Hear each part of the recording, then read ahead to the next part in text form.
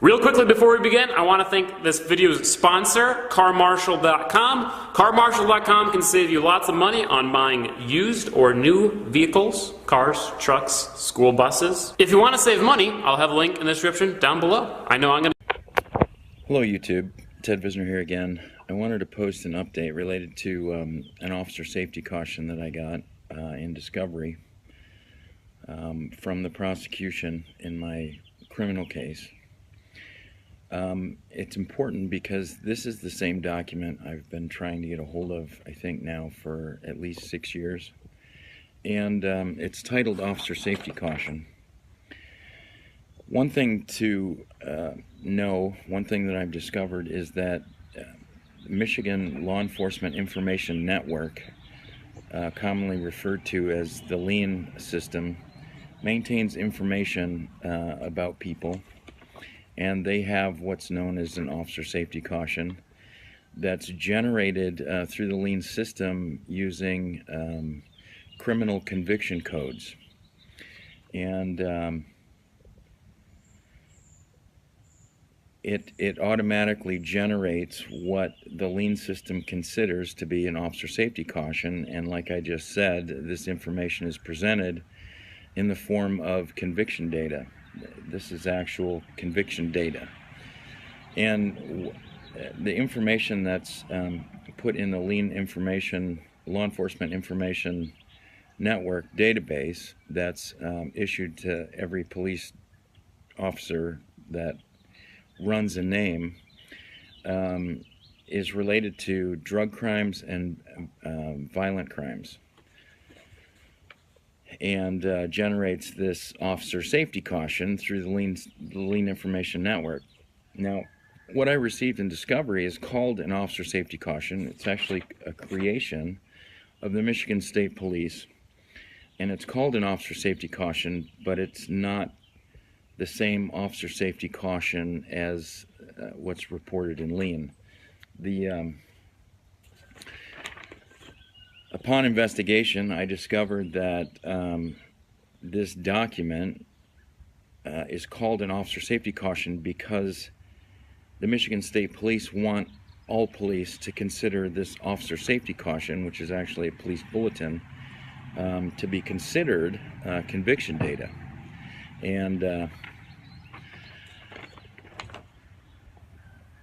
it's not. It's this officer safety caution created by the Michigan Intelligence Operations Center for Homeland Security, MIOC. This document is property of the MIOC and is prepared for the limited purpose of information sharing. This information is designated ULES and is shared in confidence. This document must not be reclassified in any way, in whole or in part. Release to the media of any information in this document is prohibited. Information may be exempt from public release under the United States Freedom of Information Act and the Michigan Freedom of Information Act. So essentially, the police are creating these documents, titling them the same as what an officer would see in the LEAN database as conviction data. And they've titled it the same so that every officer that gets a hold of this officer safety caution looks at it as if it is actually conviction data. And I'm going to show you a picture of it here in just a minute, but I don't want this to be a huge video. Let me just do that now, if I can. I'll post a better link, and actually it's shared on my Facebook, so check out my Facebook. You can have your own copy of my officer safety caution. But this is what it says about me, and keep in mind this is somebody's feelings and opinions. This is not part of any due process, and it's basic, you know, scandalous and defaming, and it's horrific. Here's what it says. Description has me, my name, date of birth, social security number, driver's license number, some FBI number, and some other SID number I don't understand. It has my address, like I said, date of birth. And then there's this narrative. Theodore Visner has been identified as a possible domestic extremist with violent tendencies. Visner was denied a concealed pistol license in Isabella County. Visner is a well-known anti-government individual with a large social media presence. Visner's recent postings include videos regarding interactions with Department of Health Services and Child Protection Services personnel. Within the videos, Visner refers to CPS activity as terrorism and advocates for people to retaliate against the activity. Visner has a history of threatening behavior, including to threaten to shoot police over an eviction dispute, threatening a child services worker over the phone, and posting malicious and slanderous messages on various media outlets regarding to members of the Isabella County Sheriff's Office and county officials. Officers should exercise due caution when approaching this individual.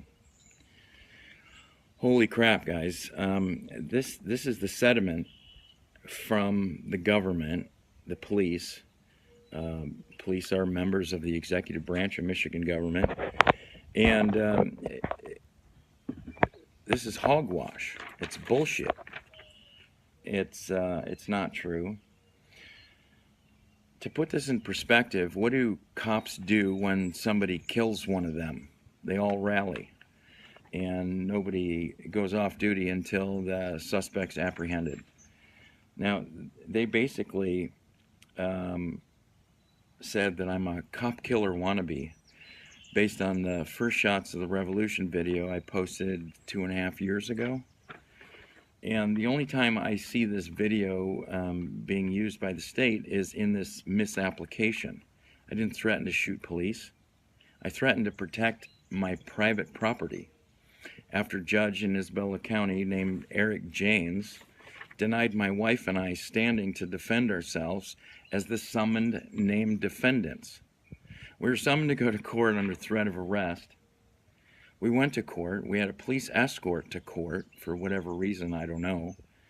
And in court, the plaintiff in an eviction proceeding sat mute while Eric James argued everything.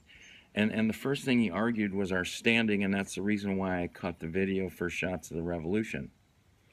You don't go to court as a named defendant and be denied standing, Eric James, without dismissing the case. If the defendant has no standing, there is no case. So instead of dismissing the case where I allegedly had no standing as a defendant, Eric James ruled against us and gave our house away. And in the First Shots of the Revolution video, because I brought the police up to speed, the Isabella County Sheriff's Department was brought up to speed. They knew what was going on. They knew that this judge denied me standing and then gave our house away in Blanchard, Michigan. The address is 7287 West Fremont in Blanchard, Michigan. So, horrific thing for Eric James to have done. And because it happened in court, makes it legal, makes it lawful, makes it right, makes it righteous? No. No. You don't go to court as a summoned and named defendant under threat of arrest to be told by a judge that as a defendant you don't have standing. As a defendant you cannot defend yourself. And these are the things that we're seeing here again today with this medical marijuana case that isn't really even about medical marijuana. It's about this officer safety caution. I was thrown in jail for 56 days because of this officer safety caution that I didn't know existed because it's private slander created by the Michigan State Police. Private slander.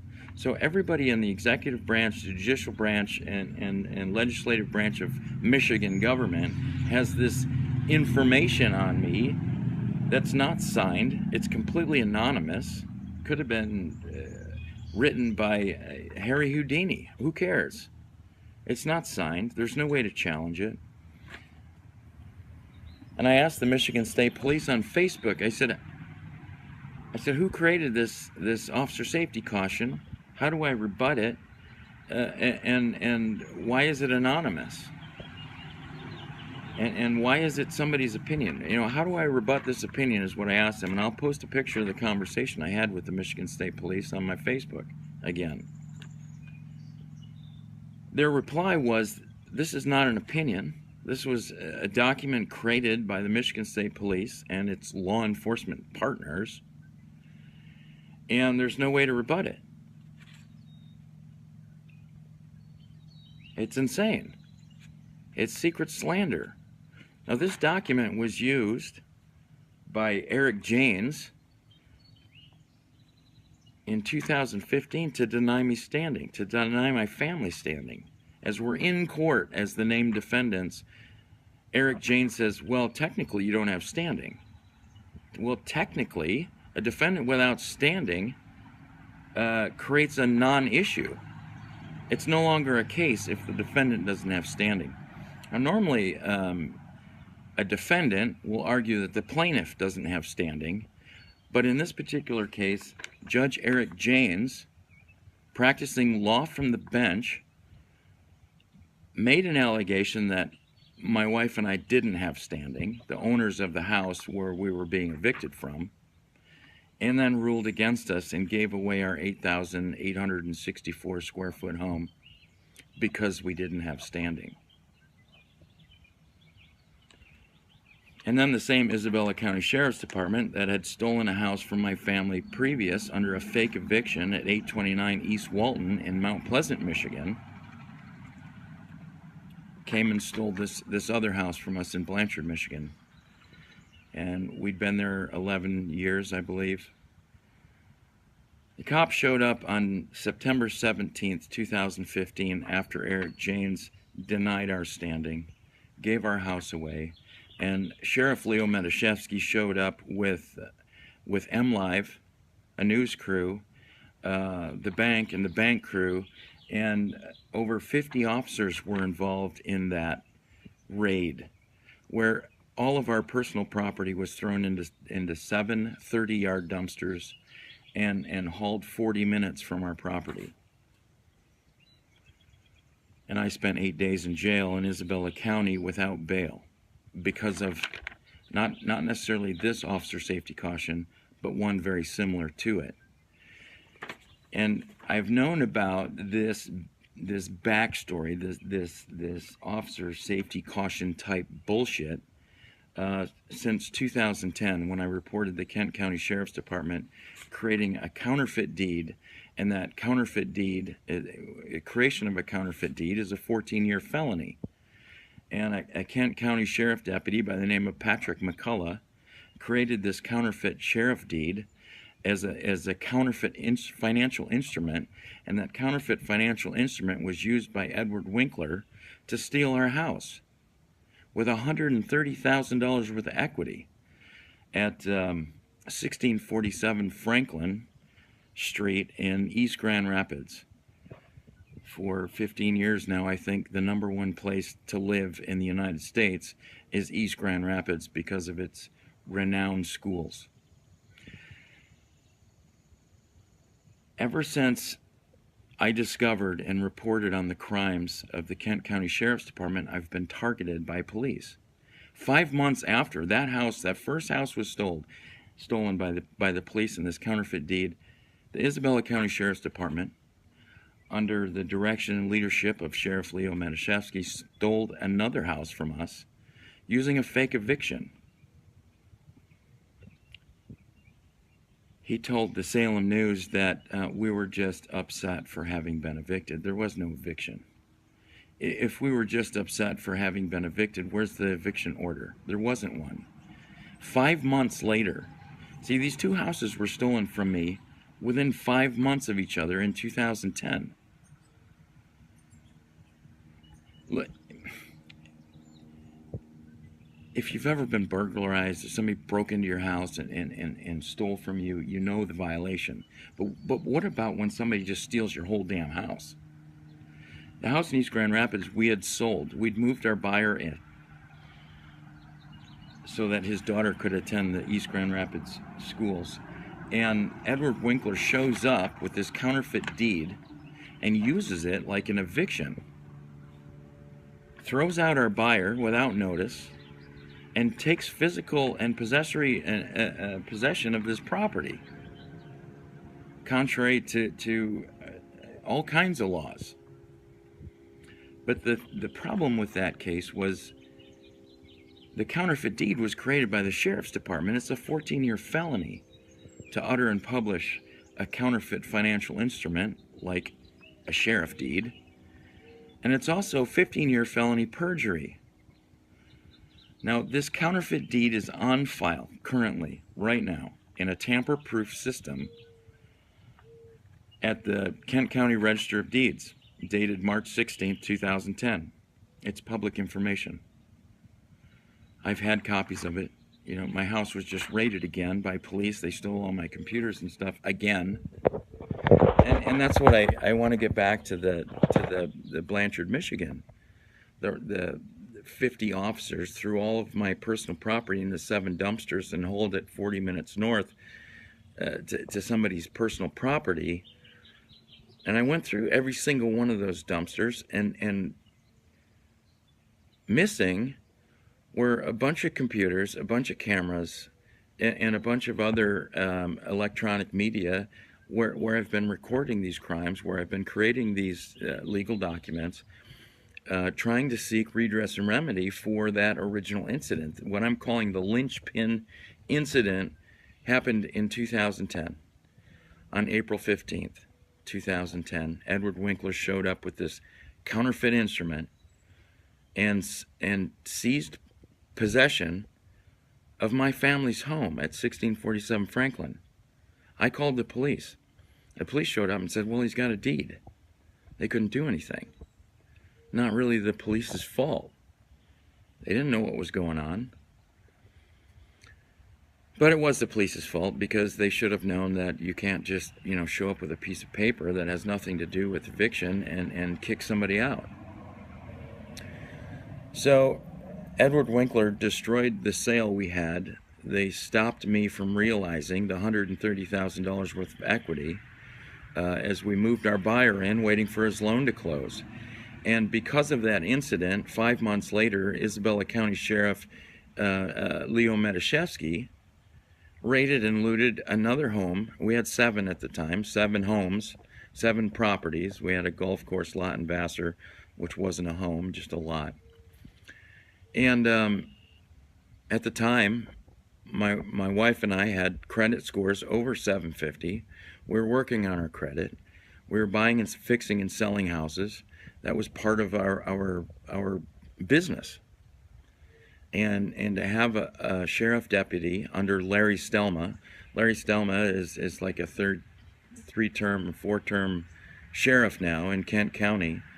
His employee, Patrick McCullough, got together with his notary and notarized a blank document having to do with my family's property.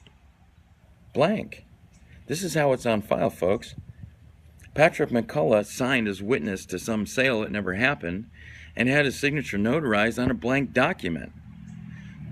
And Edward Winkler went and filed that document, and it created the problem where redress and remedy was not available because Edward Winkler, this Grand Rapids lawyer, knew that to seek redress and remedy, the police would have to admit to have created a counterfeit document to begin with, therefore creating this perfect crime. Edward Winkler knew that he could use this counterfeit document to do whatever he wanted with, and that's exactly what he did. So, back to this officer safety caution. This, or something very similar to this, was created having to do with me after I tried to report the felony crimes of the Kent County Sheriff's Department. And I've had trouble with law enforcement ever since. Now, I didn't start off as this guy that, you know, wanted to report police crimes. But when the police are involved in a crime that victimizes your family, you have to do something.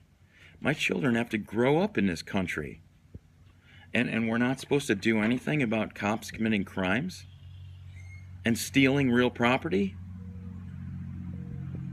You know, I don't even know if you can go on YouTube and find where land theft is an issue.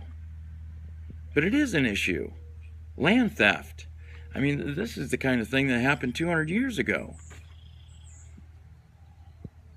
And it's happening today. And when you go and try and report the crimes of police, they create this off-book bullshit about you, calling me anti-government because I'm reporting the crimes of police. It doesn't make me anti-government.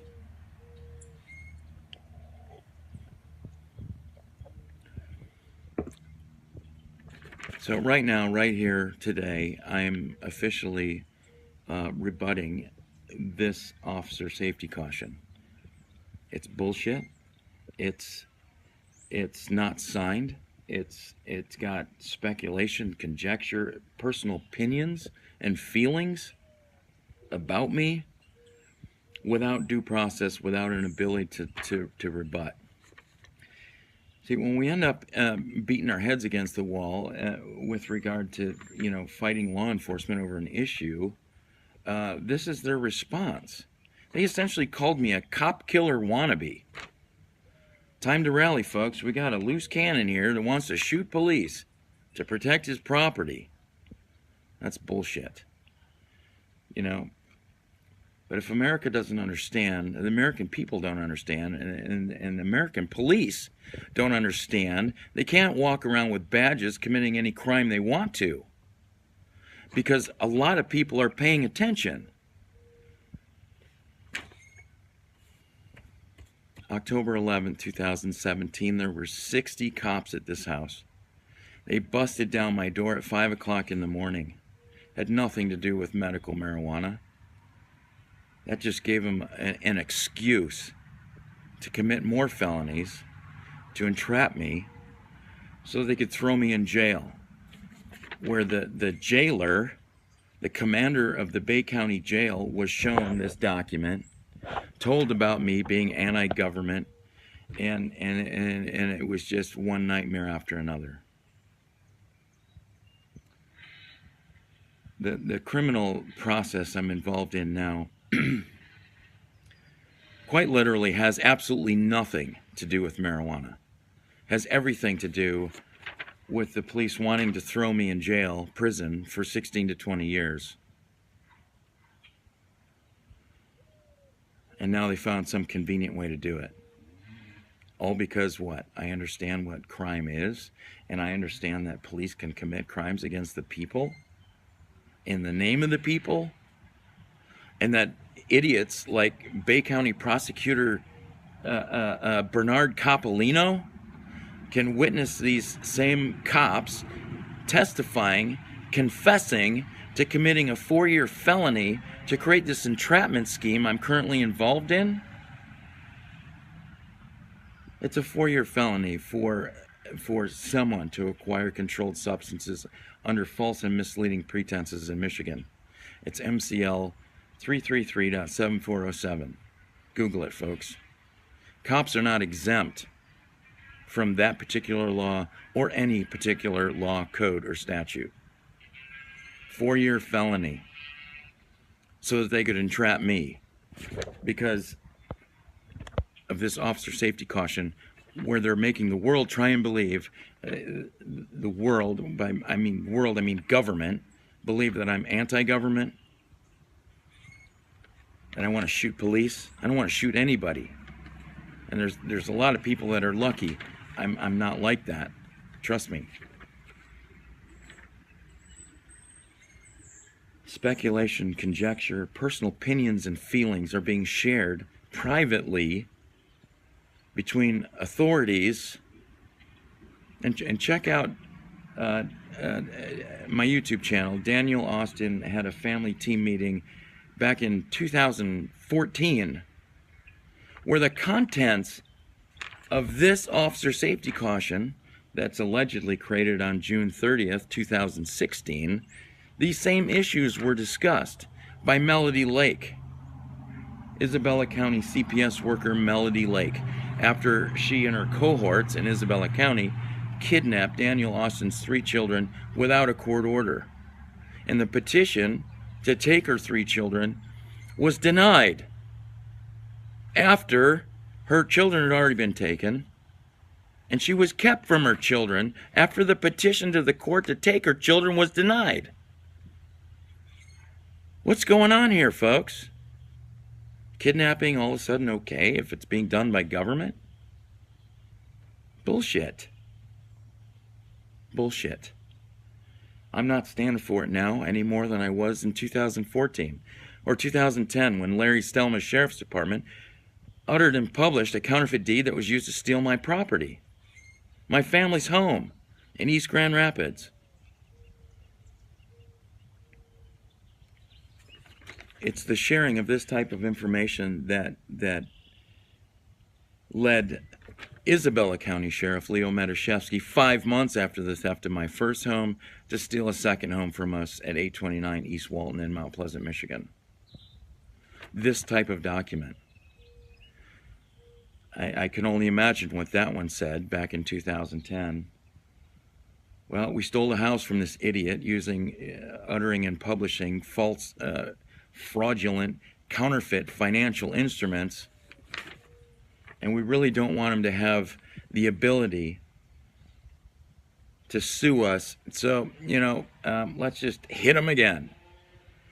Our home in Mount Pleasant, Michigan was raided and looted by the Isabella County Sheriff's Department. And they took all of our property, all of our home furnishings, my children's sports equipment, everything.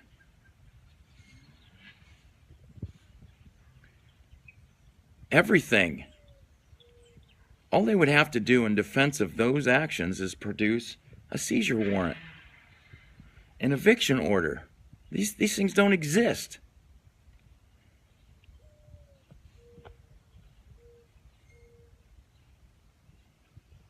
Two houses in 5 months, one with $130,000 worth of equity, the other one with its content stolen from my family. And I'm anti-government? Folks, these things happen by government. I'm not anti-government, but I am not the man who's going to be governed by frickin' criminals. Period. And that's my stand. And that's why there are current criminal charges against me now where they're looking to put me away for 16 to 20 years. Because cops showed up with fake medical marijuana cards, fake driver's licenses, and acquired controlled substances under false pretense. The important thing to know about the Michigan Medical Marijuana Act is that it is perfectly legal to sell services related to assisting others in the medical use of marijuana, provided they are registered and qualified patients in the state of Michigan. The Medical Marijuana Act makes it legal for caregivers to receive compensation in exchange for the associated costs. What that means is that caregivers can charge money for the associated costs with assisting registered qualifying patients in the medical use of marijuana. The Medical Marijuana Act is written this way because marijuana is still a Schedule I controlled substance according to the federal government, and Michigan law cannot say, okay, now you guys can go out and commit this federal crime and participate in the medical marijuana program. The medical marijuana section 24, I forget the number, but it's section F. Section 4F. That particular section makes it legal to charge money for the costs associated with assisting others in the medical use of marijuana, but it does not, nowhere in the Medical Marijuana Act, make it legal to sell marijuana as a product. But we the people are not supposed to know this. I would have never gotten involved with medical marijuana if I didn't understand this. So when cops showed up claiming to be registered qualifying patients, Section F allowed me to charge them for the costs associated with assisting them as registered qualifying patients in the medical use of marijuana. cops left here, dropped their fake persona, said they came here, paid cash for drugs, and left. Ted's no more than a street dealer.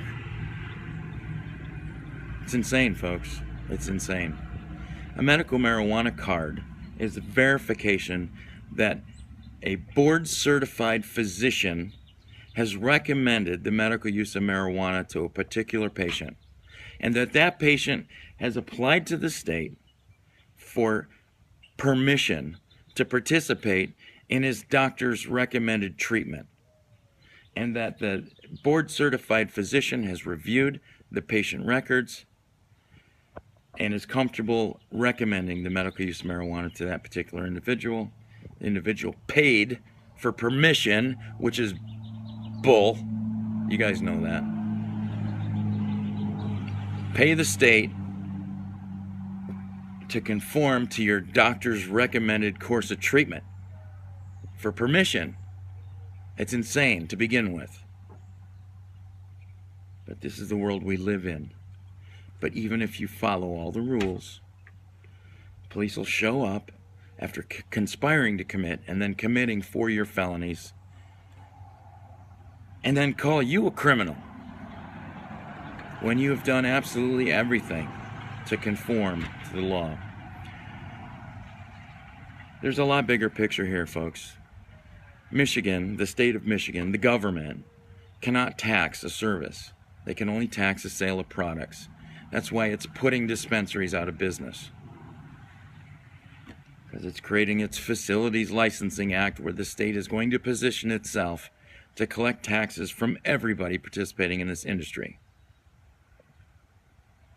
Michigan is morally and financially bankrupt.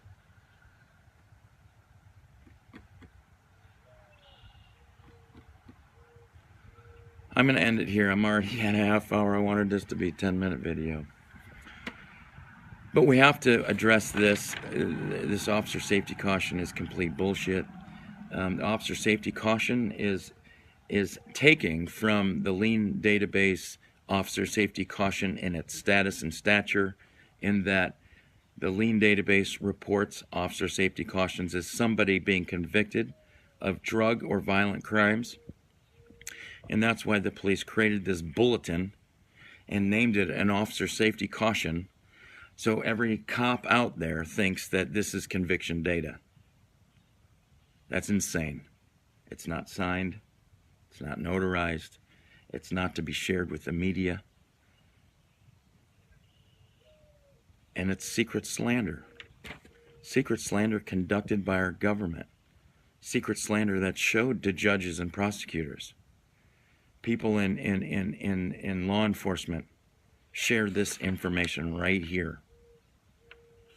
This guy wants to kill cops is what they're saying. This is the information they're spreading out there.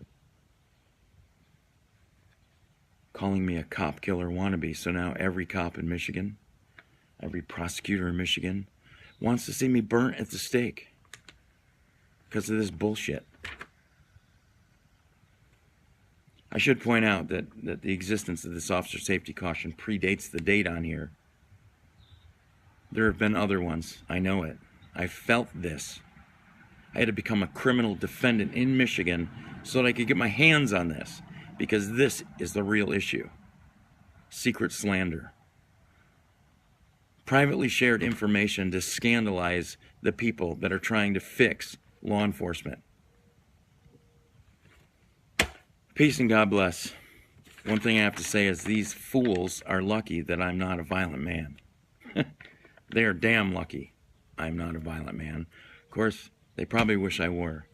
They'd put a bullet in me a long time ago and said I was just some freaking domestic terrorist and you know, chalked it up for gun control.